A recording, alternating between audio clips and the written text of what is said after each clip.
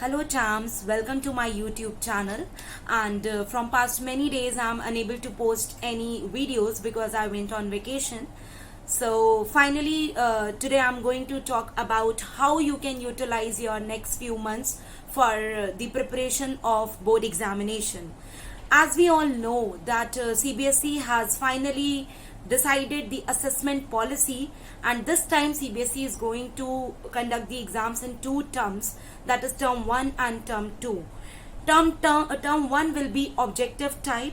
So if we talk about term 1, so beta we have already, means you people have already wasted around 4 months, that is April, May, June and July. July is about to finish. कई सारे ऐसे बच्चे होंगे जिन्होंने पढ़ाई अभी start भी नहीं करी है, तो ये वीडियो स्पेशली उन लोगों के लिए बहुत हेल्पफुल हो सकता है. आप अभी भी बिल्कुल परेशान मत होइए. It's a very normal thing कि जब भी बच्चा क्लास 11 से क्लास 12 में आता है तो उसको चीजों को समझने में थोड़ा टाइम लग जाता है. And this time everything was uncertain, so it is but obvious कि टाइम तो थोड़ा वेस्ट होना ही था. And still CBSE has not declared the syllabus, तो हम 31 जुलाई तक का वेट नहीं करेंगे, हम अपनी प्रिपरेशन आज से ही शुरू कर देंगे. तो सबसे पहला काम आपको क्या करना है कि एज वी नो कि जो टर्म 1 है हमारा, वो हमारा ऑब्जेक्टिव टाइप होने वाला है. चाहे वो कोई भी सब्जेक्ट हो, चाहे वो अकाउंटेंसी हो, बिजनेस स्टडीज हो, इकोनॉमिक्स हो और any other optional subject. In every subject you are going to get objective type questions. तो हमें अब लॉन्ग क्वेश्चंस पे फोकस नहीं करना है. अब चांस हमारा टाइम है ऑब्जेक्टिव टाइप क्वेश्चंस पे फोकस करने का. पहले भी सीबीएसई ने कई सारे सब्जेक्ट्स में 20 मार्क्स के ओटीक्यूज मेंशन कर दिए थे, ओटीक्यूज इंट्रोड्यूस कर दिए थे, पर अब आपका जो full fledged exam 1 hour 30 minutes का होगा वो आपका ऑब्जेक्टिव टाइप बेस्ड ही होगा.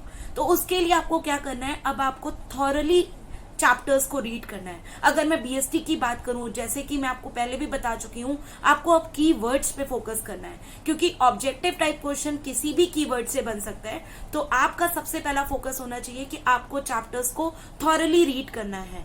एंड आप अपना एक टाइम टेबल बनाइए. आपको बहुत लॉन्ग टर्म का टाइम टेबल नहीं क्रिएट करना है, आपको एक शॉर्ट टर्म का टाइम टेबल क्रिएट करना है. आप अपनी प्लानिंग एक वीक से स्टार्ट करिए. ठीक है, अगर आपने देखा कि मंडे टू सैटरडे का टाइम होता है, Sunday you are not going to study, आप संडे अपना दिन मान के चलिए. आपको जो करना है, रेस्ट करना है, मस्ती करनी है, पार्टी करनी है, जो करना है आप करिए, पर मंडे टू सैटरडे आपको फुल फ्लेज पढ़ाई पे देना है.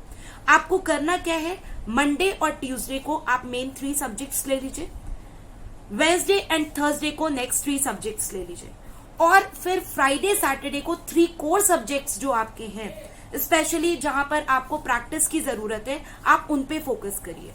आपको इस तरीके से अपना टाइम टेबल सेट करना है, आपको अपना शेड्यूल मेंटेन करना है और आपको अपनी पढ़ाई करनी है. आपको गिव अप नहीं करना है. तो चांस हमें प्रॉपर प्लानिंग के साथ पढ़ाई करनी है. अभी भी कुछ बिगड़ा नहीं है, अभी भी हमारे पास बहुत टाइम है, और हमें ये नहीं सोचना है कि टर्म 1 में आपका 50% सिलेबस आने वाला है तो आप सिर्फ 50% सिलेबस पे फोकस करेंगे, क्योंकि टर्म 1 आपका मोस्ट प्रोबेबली नवंबर या दिसंबर में होगा. और ये मान के चलिए 15 नवंबर से दिसंबर के बीच में कभी भी आपका टर्म 1 हो सकता है.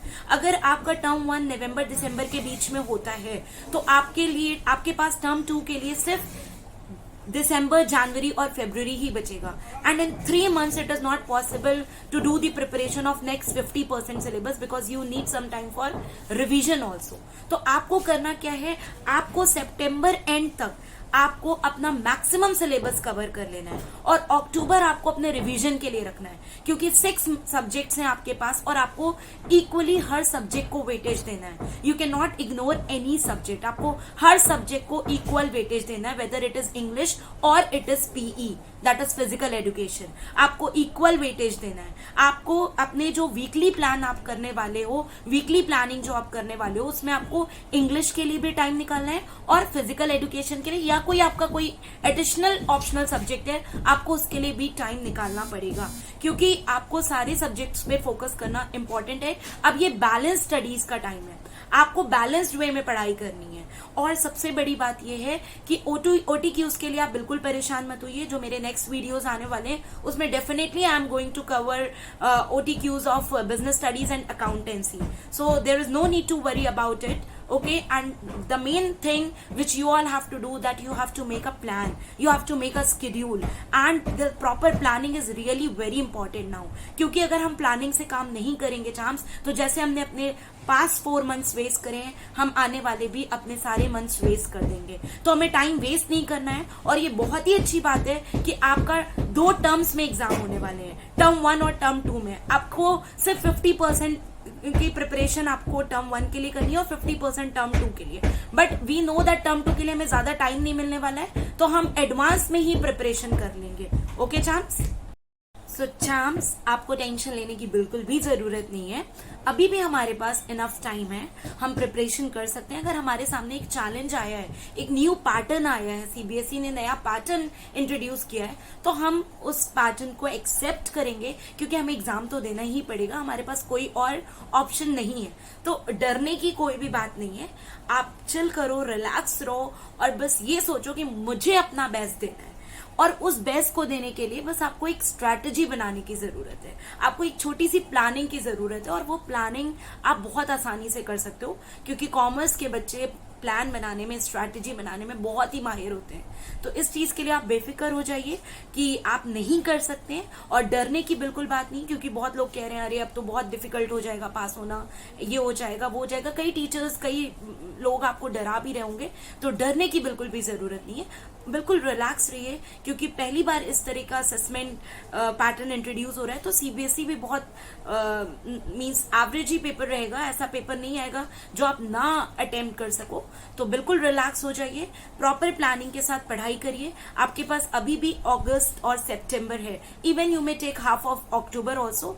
तो अगस्त, सितंबर एंड हाफ अक्टूबर आपको थॉरली पढ़ाई करने के लिए यूज करना है. इवन आपके पास जुलाई भी आपको वेस्ट नहीं करना है. अगर आपने मान लीजिए बीएसटी को 1 वीक भी दे दिया, तो in a week you can easily do 4 chapters, है ना. अगर मैं स्टार्टिंग के 4 चैप्टर्स की बात करूं, और अगर आपने थोड़ा बहुत भी उसको पढ़ा हुआ है, तो 1 वीक में you can easily complete 4 chapters along with the OTQs and and case studies. अब करने की इतना जरूरत नहीं है, बस आपको शॉर्ट केस स्टडीज पे फोकस करना है, जहां से आपका 1 मार्कर क्वेश्चन बनेगा. ठीक. और अकाउंटेंसी में आपको लॉन्ग क्वेश्चंस नहीं, अब आपको थ्योरी पे बेस्ड क्वेश्चंस आएंगे, तो आपको थ्योरेटिकल कॉन्सेप्ट पे ज्यादा फोकस करना पड़ेगा. राइट? बस चाम्स, थोड़ा पेशेंस रखिए और स्ट्रैटेजी के साथ आप अपनी पढ़ाई को आगे बढ़ाइए. एंड मैं आपके साथ हमेशा हूँ, जब भी आपको कोई रिक्वायरमेंट है, definitely I am going to help you out. So there is no need to worry and wait for my next videos. जो भी वीडियोज होंगे वो ऑब्जेक्टिव टाइप क्वेश्चंस को ही कवर करेंगे, तो आपको उसके लिए बिल्कुल परेशान होने की जरूरत नहीं. पर उससे पहले आपको चैप्टर्स को एक बार थॉरली रीड करने की जरूरत है, specially from NCERT book.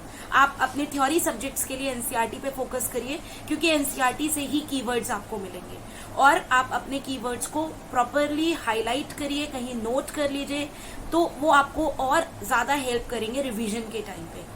So that's all about today's videos, and wait for my next videos, and stay happy, stay blessed. Thank you everyone.